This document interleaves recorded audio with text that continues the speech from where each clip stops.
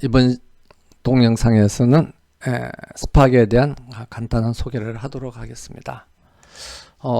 지난 그 과목 강의 목표에서 이야기했습니다만은 본 강의의 목표는 우리가 데이터를 분석하거나 처리하는데 편리한 형태대로 어떻게 데이터를 준비할 것이냐, 즉 데이터 처리 기법에 대해서 초점을 맞추고 있습니다. 그래서 그러한 관점에서 한 학기 강의를 우리가 따라가면 이해하는데 도움이 되지 않을까 그렇게 생각을 합니다.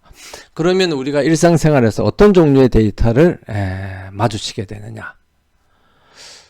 사실 다양한 데이터들을 마주치게 되죠. 뭐 본인의 성적표라든지 아니면 친구의 전화번호라든지 교수님들의 이름이라든지. 그런데 그런 데이터들을 우리가 크게 이제 세 가지 카테고리로 나누어 볼 수가 있습니다.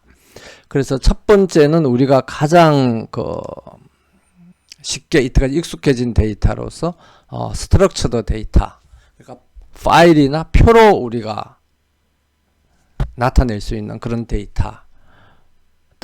그래서 뭐 교수님들의 이름이라든지 뭐 그런 것들입니다. 아니면 친구의 전화번호라든지 자기가 이때까지 수강한 과목들의 성적이라든지. 그래서 그런 걸 우리가 보통 스트럭처드 데이터라고 그러고요. 그렇지만 우리가 가장 쉽게 일상생활에서 사용하는 거는 언스트럭처드 데이터죠. 그래서 뭐 책이라든지 아니면 그림책이라든지 아니면 뭐 친구의 사진이라든지 그런 것들입니다. 그런 것들을 이제 스트럭처드 데이터와 구분해서 대비해서 언스트럭처드 데이터라고 그러고요. 그런데 이렇게 최근 이전에 이제 그 하나하나의 데이터들을 보면은 그게 구조를 가질 수도 있고 구조를 안 가질 수도 있었는데, 최근에 이제 컴퓨터 환경이 발전하다 보니까 일상생활에서 쉬지 않고 새로운 데이터들을 그냥 쉴 새 없이 계속 받아들이는 경우가 있습니다. 그래서 그런 데이터를 우리가 스트리밍 데이터라고 그렇게 이야기를 하죠. 그래서 계속 흘러오는 데이터, 쉬지 않고 계속 그냥 강에서 강물이 흐르듯이 계속 흘러내려오는 데이터를 이야기를 합니다. 그래서 당연히 스트리밍 데이터도 언스트럭처드 스트리밍 데이터가 있을 수가 있고 스트럭처드 스트리밍 데이터가 있겠습니다. 그런데 본 수업에서는 언스트럭처드 스트리밍 데이터는 포함을 하지 않고 스트럭처드 스트리밍 데이터까지만 우리가 이제 살펴보는 걸로 그렇게 하겠습니다. 그러면 이들 각 이제 데이터에 대해서 조금 자세히 한번 살펴보도록 하겠습니다. 그래서 먼저 언스트럭처드 데이터는 여기 보는 것처럼 가장 대표적인 게 문서 파일이죠. 그래서 어떤 이런 문서가 있다. 그럼 이 문서의 내용을 이해하기 위해서 우리가 제일 먼저 물어볼 수 있는 게, 그럼 여기서 가장 자주 발생하는 단어들의 발생 횟수가 몇 회냐, 어떤 단어가 가장 많이 나타나고 그 단어들이 빈도수를 보면 어떻게 되냐, 그러면 이 문서가 뭐에 대한 내용이다 하는 것을 우리가 아주 초보적으로 알 수가 있겠습니다. 그래서 뭐 문서에는 한국말로 쓰여져 있는 문서도 있고 영어로 쓰여져 있는 문서도 있고 다양한 문서들이 있겠죠. 뭐 일본어로 쓰여져 있는 문서도 있고 중국어로 쓰여져 있는 문서도 있고. 그런데 이런 문서들에서 이 단어의 발생 횟수라든지 그런 걸 우리가 찾아내는 것들이 이제 언스트럭처드 데이터의 처리 과제라고 할 수가 있겠습니다. 그래서 거기에 이제 좀 더 발달하면 그런 단어들을 찾아내서 이 단어의 내용이 뭐냐, 그 다음에 뭐 요새 나오는 것처럼 뭐 자동 번역을 한다든지 그런 걸로 이제 계속 발전해 갈 수가 있겠죠.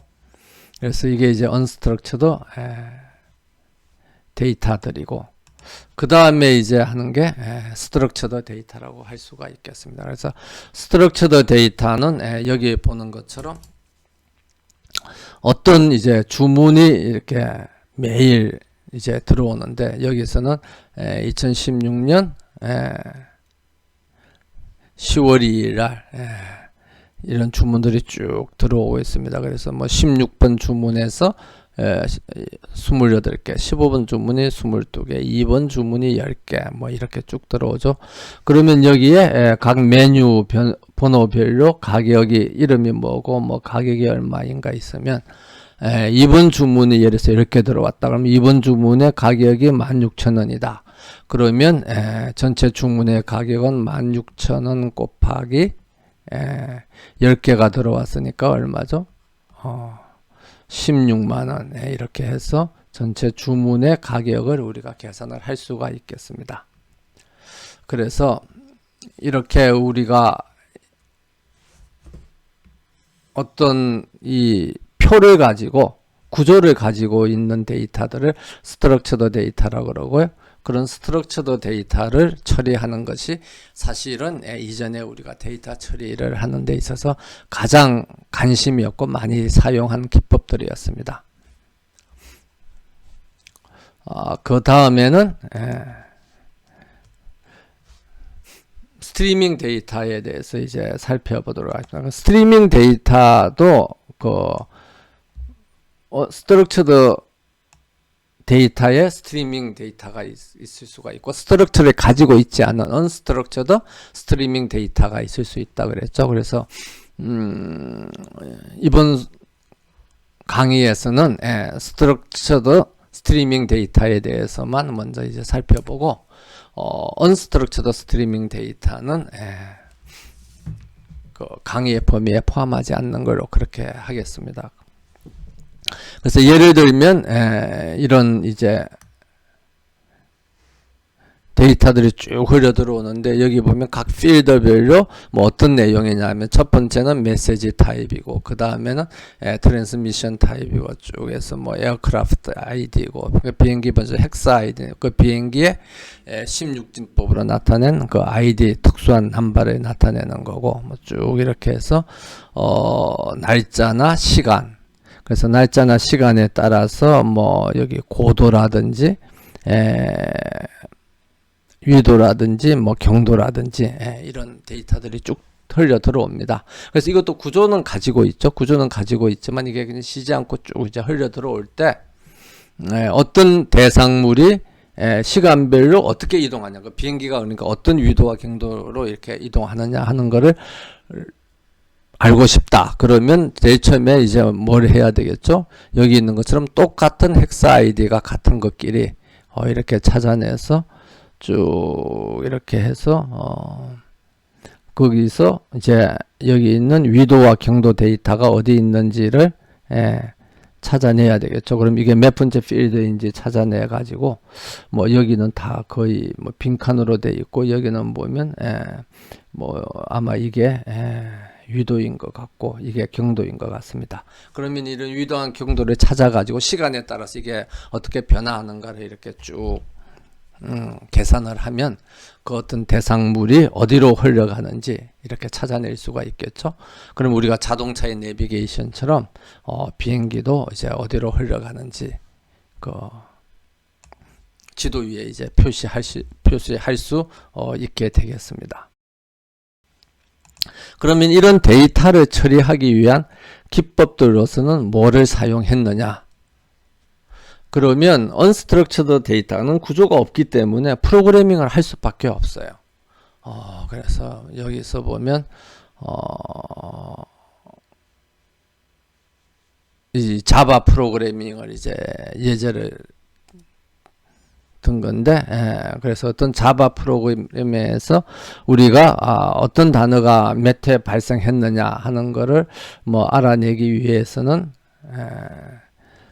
여기 쭉 있는 것처럼 그 문장에 있는 단어들을 하나하나 찾아서 매핑을 해서 그거를 다시 리듀스 해내는 그런 뭐 여기 보는 바와 같이 복잡한 프로그래밍을 해야 됩니다. 그래서 이런 복잡한 프로그래밍을 하려고 하니까 힘들죠. 그래서 이제 나온 게 스파크 스파크와 같은 이제 좀 편리한 도구를 이제 사용을 하는 겁니다. 그래서 스파크와 같은 이제 편리한 도구를 사용하면 여기 있는 것처럼 어떤 텍스트 파일을 이제 읽어들여 가지고 그 텍스트 파일에 있는 각각의 라인을 빈칸을 중심으로 해서 스플릿 하는 겁니다. 그러니까 뭐 우리가 프로그래밍을 배우다 보면 모든 프로그래밍 명령어가 다 영어로 돼 있죠. 그렇기 때문에 이제 영어의 뜻을 알면 그 함수나 그 명령의 뜻을 이제 조금 아는데 이제 도움이 되는 것을 알 수가 있습니다. 그래서 그걸 이제 그런 식으로 우리가 보통 이제 그 함수 이름을 이제 붙이게 되니까요. 그래서 이제 스플릿을 하고 나면 그 각각의 단어가 나오면 그 단어가 한 번씩 나왔다 해서 이제 한 번씩 나오게 하고, 그 다음에 이제 한 번씩 나왔으면 이 앞에 있는 거를 이제 우리가 이거를 만약에 키라고 한다고 그러면 이 키가 같은 것끼리 다 모아 가지고 리듀싱을 합니다. 그러니까 키가 같은 것끼리 다 모아서 그 키 뒤에 있는 요 값을 어떻게 조작을 하는 거죠. 어떻게 하느냐 그러면 다 더해라 그러면 단어가 같은 것끼리 이제 다 더하면 해당 단어가 몇 번 발생했다 하는 것을 우리가 알 수가 있겠죠. 그래서 그 결과를 이제 어떤 텍스트 파일에 저장을 하면 그 나중에 그 텍스트 파일을 읽어보면 거기에 단어가 어떤 단어가 몇 번 나왔다 하는 걸 알 수가 있겠습니다. 그래서 이게 이제 스팍에서 어떤 문서에서 단어를 발생한 발생 빈도를 계산하는 프로그래밍의 예제인데요. 이거는 스칼라라는 언어로 이제 스팍을 불려서 사용한 거고, 그 다음에 오른쪽에 있는 것은 파이썬이라는 언어를 가지고 스팍을 불려서 사용을 한 겁니다. 그래서 두 개를 보면 뭐 조금 다르지만 거의 유사하다는 것을 알 수가 있습니다. 그래서 스플릿을 해서 그 다음에 각 단어에다가 1이라는 숫자를 주고, 그 다음에 그 단어가 똑같은 것끼리 있으면 그 뒤에 있는 값을 서로 더해라. 이렇게 이제 하는 것을 이제 알 수가 있죠. 그래서 나중에 그 수업이 계속 진행되면서 이제 알겠지만 우리가 스팍은 스칼라라는 프로그래밍 언어로도 스팍을 프로그래밍해서 사용할 수도 있고, 파이썬이라는 프로그래밍 언어로도 스팍을 프로그래밍해서 사용할 수가 있습니다. 그런데 데이터, 그렇게 스팍으로 처리한 데이터를 나중에 이제 우리가 분석을 하고 그 다음에 뭐 여러 가지 작업을 하는데, 여러 가지 작업을 하기에 최근에 와서 파이썬이 많이 사용되기 때문에 이번 강의에서는 이제 파이썬을 사용한 스팍의 사용법을 위주로 이제 강의를 한다고 먼저 강의 목표에서 먼저 설명을 했었죠. 그래서 그 파이썬 위주로 이제 강의를 하도록 하겠습니다. 그 다음에 이제 스트럭처드 데이터는 우리가 가장 많이 사용하는 게 뭡니까? 이런 스트럭처드 데이터를 어디다 저장하는 거죠? 데이터베이스에다가 저장을 하는 겁니다. 그래서 데이터베이스에다가 이제 저장을 하고, 그 다음에 그 데이터베이스에 저장되어 있는 데이터를 SQL을 사용해서 우리가 이제 사용을 하게 되는 거죠. 그래서 여기서 있는 것처럼 주문과 메뉴 가격으로부터 결제 금액을 하려고 그러면 오더라는 테이블하고 메뉴라는 테이블을 조인을 해가지고 그 조인된 데이터 중에서 각 주문 번호별로 주문 수량하고 가격을 곱해서 그거를 합계를 낸 거를 주문 금액이라고 해서 계산을 해라. 그런데 이거는 이제 여기 있는 것처럼 그룹바에서 이야기한 것처럼 주문 번호별로 서로 썸을 합계를 하라는 거고, 그렇게 계산이 된 거는 주문한 날짜별로 이렇게 표시를 하면 내가 보기가 더 좋겠다 하는 거죠. 그래서 이제 SQL을 통해서 스트럭처드 데이터의 처리는 이제 이전까지 주로 SQL을 통해서 이제 발전해 왔고, 지금도 그 관계형 데이터베이스를 가장 많이 사용하고 있다고 하겠습니다. 그러면 이런 스트럭처드 데이터 또한 스팍에서는 스팍 SQL이라는 그런 그 기능을 제공을 해서 여기 있는 것처럼 order df라는 건 아까 했던 테이블하고 똑 마찬가지입니다. 그러니까 order 테이블을 뭐하고 조인을 한다 그랬죠? 디저트라는 테이블하고 조인을 해서 뭐 별로 그룹핑을 하느냐 하면 주문 번호별로 그룹핑을 해가지고 그 주문 번호별로 그 여러 개의 그 주문이 나와 있을 거 아니에요. 그러면 그 이제 주문한 수량하고 가격하고 곱해서 썸을 내서 그거를 오더 썸이라고 해라. 이렇게 해서 계산을 우리가 SQL에 했던 것처럼 유사한 방법으로 계산을 할 수가 있습니다. 그리고 사실 뭐 우리가 나중에 가서 배우다 보면 스파크 SQL에서는 SQL을 그냥 그대로 불러와서 또 실행을 할 수도 있어요. 그러니까 스팍에서 사용하는 이런 뭐 조인이라든지 스팍에서 사용하는 조인이라든지 뭐 아니면 그룹 바이라든지 애그리게이트라든지 이런 함수를 사용하지 않고 그 앞에 페이지에 했던 것처럼 이런 SQL 문을 사용을 해서 그대로 계산을 할 수도 있어요. 그래서 뭐 상황에 따라서는 이렇게 스팍에서 제공하는 그 명령어를 사용하는 게 편리하면 이런 식으로 하고 아니면 앞에 한 것처럼 SQL을 불려서 그냥 그대로 사용을 할 수도 있는데 스팍에서 제공하는 이 명령문들도 자세히 보면 뭐하고 비슷하죠. SQL하고 굉장히 비슷하다는 것을 우리가 알 수가 있습니다. 뭐 as라든지 조금씩 다른 게 있긴 있습니다만 예를 들어서 뭐 SQL에서는 equal을 썼는데 여기에서는 서로 값이 같은 걸 비교하기 위해서 뭐 equal을 세 번 쓰는 거죠. 세 번 쓰는 이유는 이거는 왼쪽과 오른쪽에 같은 자리를 비교하는 거고 한 번 쓰는 거는 오른쪽에서 계산한 결과를 왼쪽 변수에다가 저장을 해라 할 때 쓰는 거기 때문에 그걸 이제 구분하기 위해서 equal을 뭐 세 번 씁니다. 어떤 프로그래밍 언어에서는 뭐 두 번 쓰는 것도 있기도 하죠. 그래서 우리가 그 구조 스트럭처드 데이터에 대한 처리도 스팍을 사용해서 우리가 할 수가 있겠습니다. 그 다음에 스트럭처드 스트리밍 데이터를 처리를 하려면 어떻게 하느냐. 그것도 앞에 있는 SQL 스팍 SQL하고 굉장히 비슷한데 그 스트리밍 데이터라는 건 각 시간별로 계속 들어오기 때문에 그 시간에 따라서 들어오는 데이터를 계속 어떤 시간 영역대로 계산을 하도록 편리하도록 하기 위해서 스팍 스트리밍이라는 여기에 뒤에 스트리밍이라는 게 빠졌네요. 그러니까 스팍 스트리밍이라는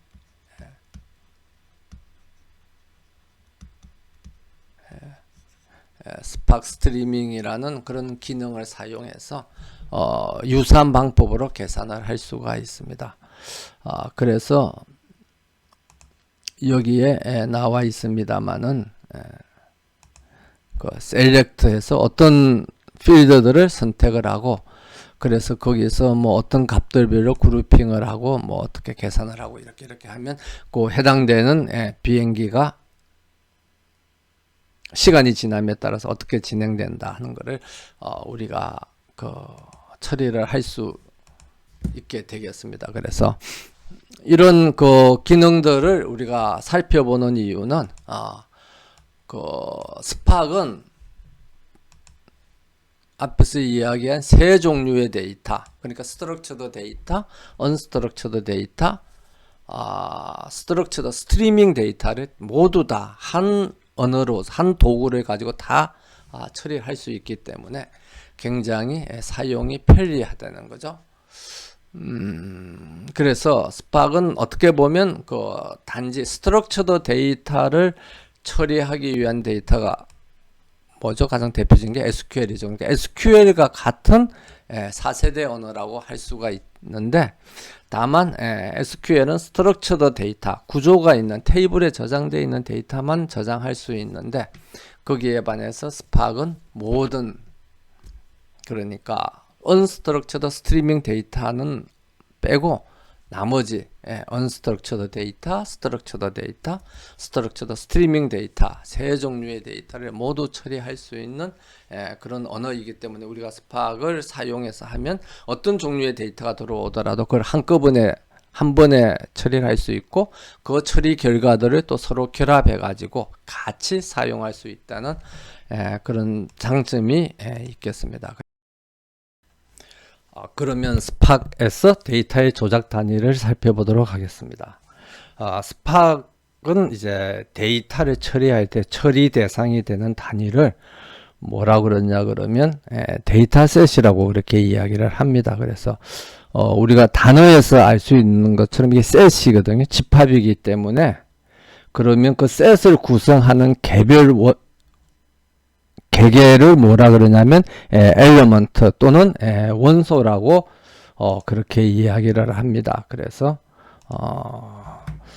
우리가 원소라고 하면 집합이라는 게, 집합이 있으면 집합에 구성하는 개개를 우리가 원소라 그러죠. 그거하고 마찬가지로 스파크에서는 데이터를 우리가 처리하는 전체 단위를 데이터셋이라고 그러고, 그 데이터셋 안에 들어가 있는 개개를 이제 원소라고 하는데요. 그러면 뭐가 데이터셋이고 뭐가 그 데이터셋의 원소냐 하는 것을 이제 예제로 이제 한번 살펴보도록 하겠습니다. 그래서 여기 있는 것처럼 어떤 이런 문서가 있다. 그러면 이 문서 전체가 데이터셋인 겁니다. 이 문서가 전체 데이터셋이에요.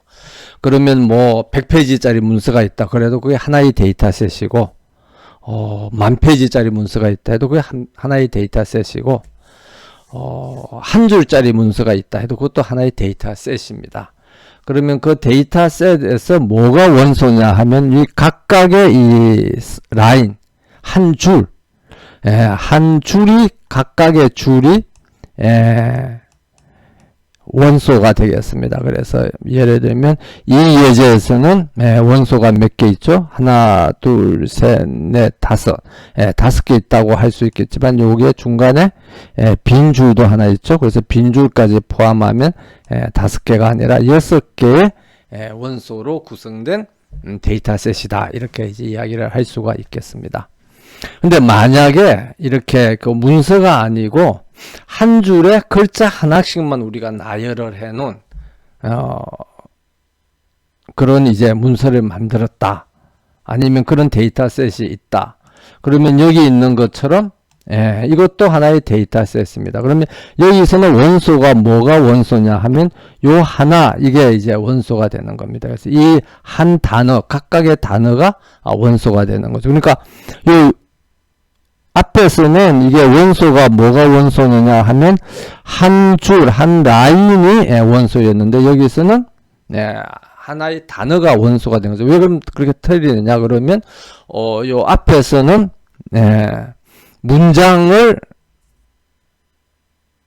그러니까 하나의 큰 문서를 데이터셋으로 본 거고, 여기서는 단어들을 이렇게 정리해 놓은 것을 데이터셋으로 본 겁니다.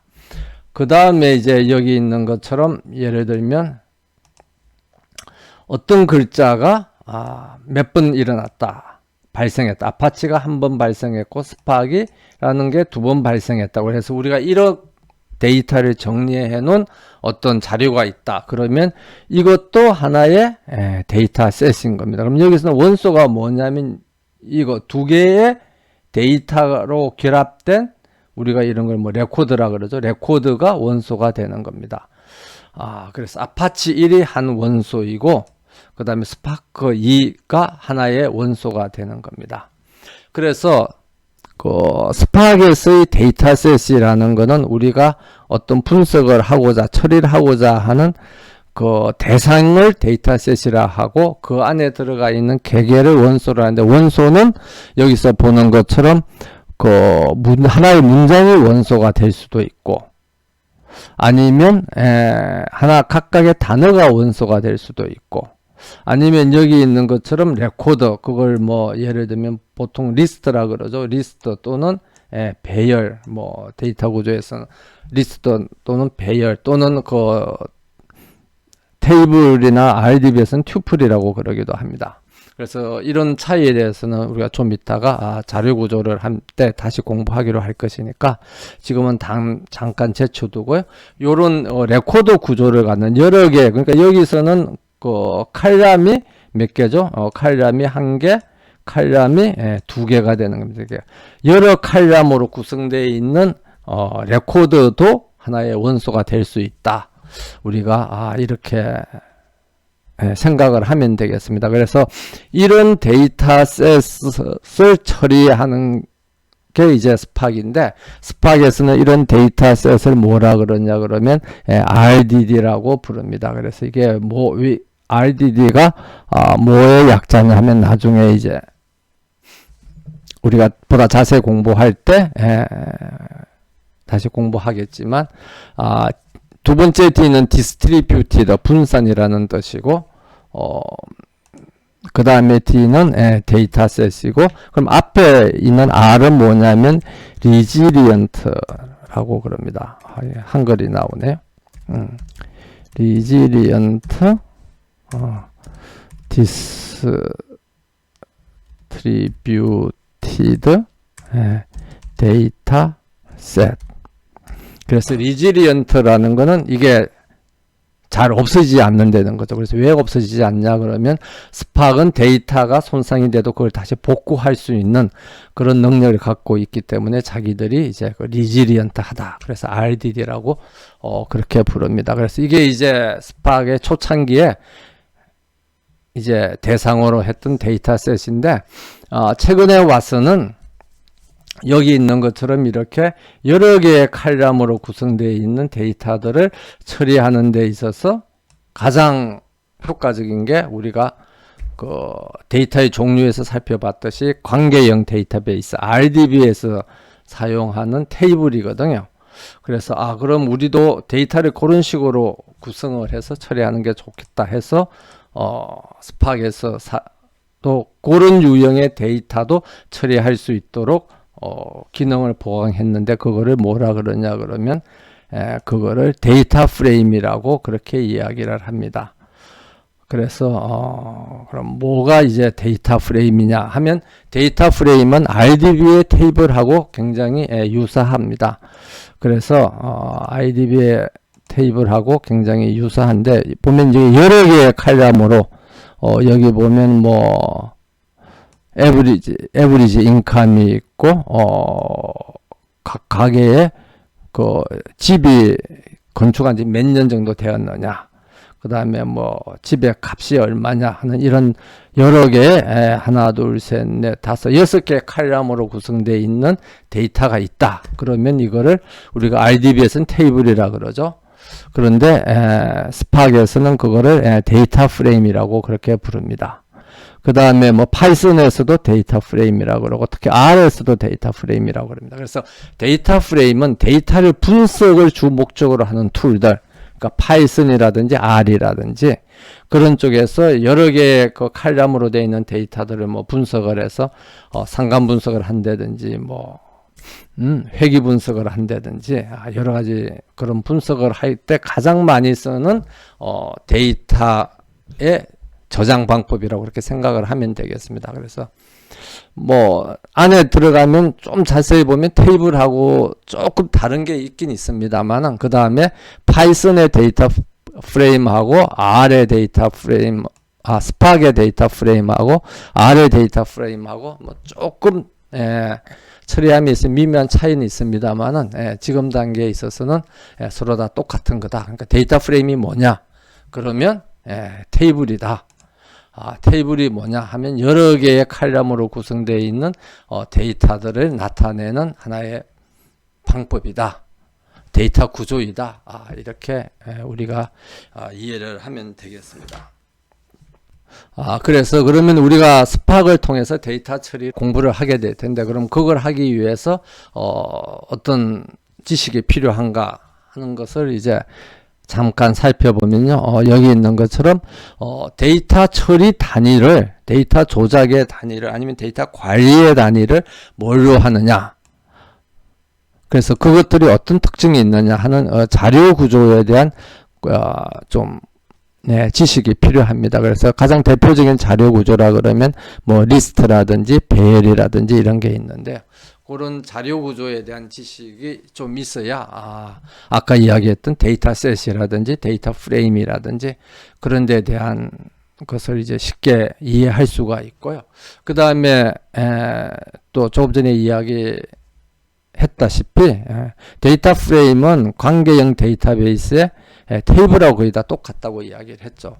그렇기 때문에 데이터 프레임을 잘 이해하려면 관계형 데이터베이스의 테이블에 대한 지식도 또한 필요합니다. 그 다음에 우리가 저번 동영상이었을 것 같은데, 여러 종류의 데이터 중에서도 스트럭처드 데이터를 처리하는 기법에 대해서 이야기할 때 SQL에 대한 설명을 했었죠.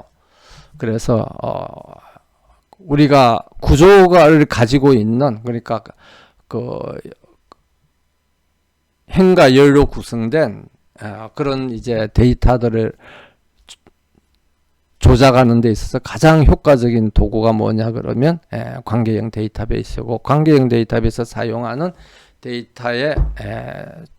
데이터를 조작하는 프로그래밍 언어가 SQL이거든요. 그렇기 때문에 SQL을 이제 또한 잘 이해하면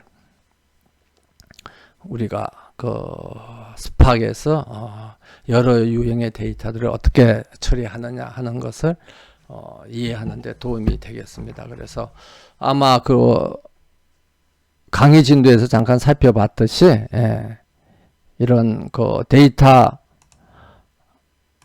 구조, 자료 구조에 대한 거는 우리가 파이썬에 공부할 때 잠깐 살펴보도록 할 것이고요. 그 다음에 SQL에 대해서도 스팍 SQL을 우리가 공부를 할 때 다시 한번 살펴볼 기회가 있기 때문에, 혹시 지식이 없는 학생들도 크게 뭐 염려하지 않고 공부를 해가면 이것들에 대해서 자기가 몰랐던 부분을 공부하고 따라잡을 수 있는 그런 기회를 가지게 될 것입니다. 그래서 그러면 이제 스팍에 대한 소개의 마지막 단계로서, 그럼 스팍이 사실은 RDB하고 굉장히 유사한데 어떤 유사성이 있는가 하는 것을 두 개의 슬라이드를 통해서 살펴보도록 하겠습니다. 그래서 스팍에서는 데이터가 저장되는 단위가 뭐냐 그러면, 방금 전에 이야기했듯이 RDD 또는 데이터 프레임, 그러니까 데이터셋, RDD라는 것도 결국 데이터셋이죠. 데이터셋 내지는 데이터 프레임으로 저장을 합니다. 그러면 데이터를 저장을 했으면 그 데이터를 처리하다 보면 데이터가 값이 바뀌겠죠? 그러면 우리가 뭐 파일도 그렇고 데이터베이스도 그렇고 내용이 바뀌면 그 내용을 고쳐서 우리가 입력을 하지 않습니까? 그래서 그 고쳐서 입력하는 거를 우리가 뭐라 그러죠? 그거를 데이터에 영어가 나오네. 데이터를 바꾼다 해서 데이터의 갱신이라고 그렇게 이야기를 하죠. 근데 그 데이터를 갱신하는 게 RDB 같은 경우에는 그 테이블에다가 갱신을 할 거고, 파일인 경우에는 파일에다가 갱신을 하겠죠. 그런데 스팍은 그럼 RDD에 어떤 데이터가 바뀌면 그 데이터를 바꾸느냐 하면, 기존에 있는 그 데이터셋은 바꾸지를 않아요. 그럼 무슨 소리냐면 새로운 데이터셋을 또는 데이터 프레임을 만들어내요. 그래서 예를 들면 나이가 뭐 고객이 있는데 고객의 나이가 한 살씩 이제 해가 바뀌어서 늘어났다. 그러면 한 살씩 늘어난 새로운 데이터셋을 만드는 겁니다. 그래서 여러 그 데이터를 처리해 가면서 어떤 갱신이 일어날 때마다 새로운 데이터셋을 쭉 만들어요. 그러면 우리가 어떤 작업을 하기 위해서 데이터 갱신을 10번 한다. 그러면 데이터셋이 몇 개 만들어지겠죠? 10개가 만들어지는 겁니다. 그래서 그러면 그 10개의 데이터셋을 그럼 전부 다 저장을 하느냐? 그런 의문이 생길 수가 있죠.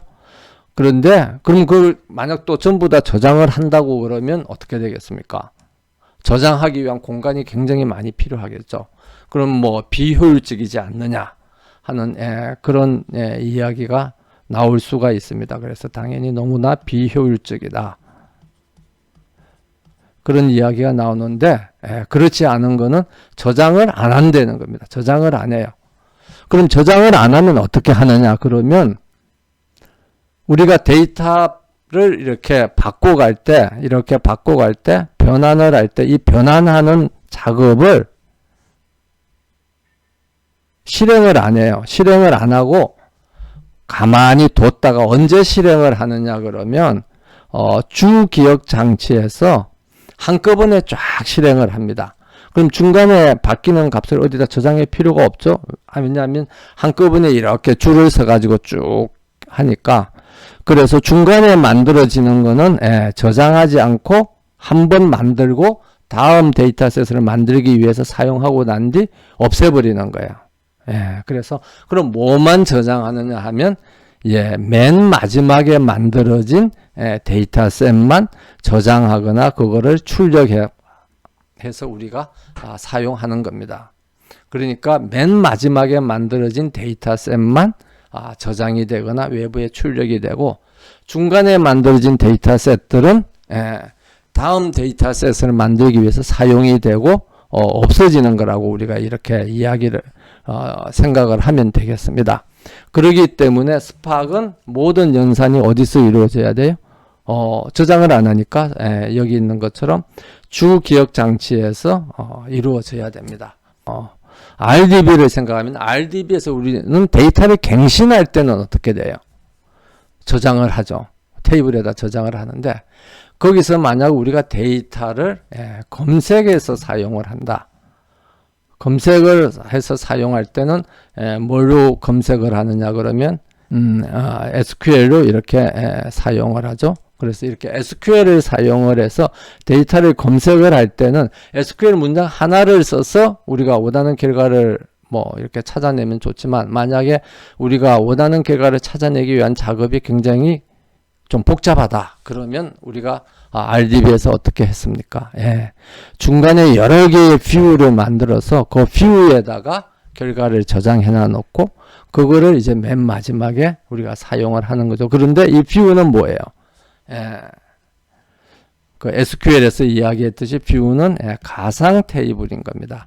그래서 저장을 하지 않는 거죠. 그래서 이런 면에서도 어떻게 보면 스팍하고 RDB가 서로 비슷하다. 뭐 이렇게 생각을 할 수가 있습니다. 그래서 우리가 그 스팍이라는 프로그래밍 언어가 가지는 특징을 개략적으로 한번 살펴봤고요. 그러면 이런 스팍이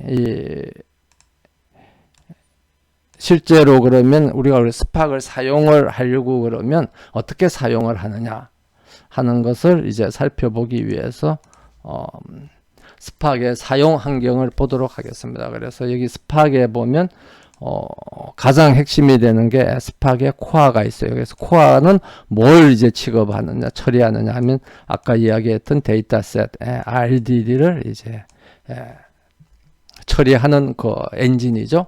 엔진인데 그 여러 개의 칼럼으로 구성되어 있는 그런 데이터들은 처리하기 위한 그런 데이터들을 효율적으로 처리하기 위한 라이브러리로서 스파크 SQL이 있고 그 다음에 스트리밍 데이터를 처리하기 위한 라이브러리로서 스파크 스트리밍이 있습니다. 그 다음에 또 뭐 머신러닝, 인공지능, 기계학습을 처리하기 위한 머신러닝 라이브러리도 있고요. 그 다음에 이런 라이브러리를 사용해서 결국은 우리가 프로그래밍을 해서 이제 해야 되는데 그럼 프로그래밍 언어로서는 뭘 사용할 수 있냐 그러면 과목 속에서 여러 번 이야기했습니다만은 스칼라를 사용할 수도 있고 파이썬을 사용할 수도 있고 또는 자바를 사용할 수도 있습니다. 근데 자바가 상대적으로 어렵잖아요. 그렇기 때문에 일반적으로 사람들은 스칼라 아니면 파이썬을 많이 사용을 합니다. 그래서 다음 슬라이드에서 이야기하겠습니다만은 사실 효율적이 성만을 따져보면 스칼라가 훨씬 스칼라에서 스팍을 사용하는 게 훨씬 효율적이에요. 실행 속도도 빠르고 굉장히 좋은데 우리가 데이터 분석을 하기 위해서 어떻습니까? 최근에는 파이썬을 굉장히 많이 사용을 하죠. 데이터 분석하고 데이터를 처리하는 데 있어서. 그래서 이번 강좌에서는 파이썬을 이용해서 이제 데이터를 처리하는 방법을 공부하도록 하겠습니다.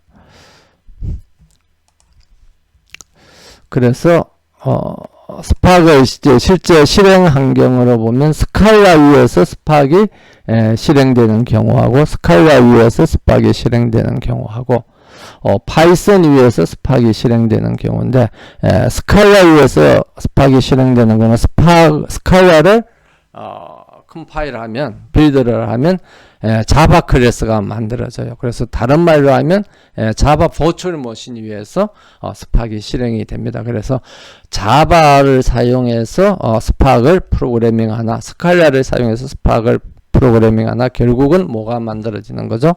자바 클래스들이 만들어져서 자바 버추얼 머신 위에서 실행이 되는 거고요. 그 다음에 파이썬을 사용해서 스팍을 실행할 경우에는 파이썬 위에서 우리가 파이썬의 스팍을 우리가 파이스팍이라 그렇게 이야기를 합니다.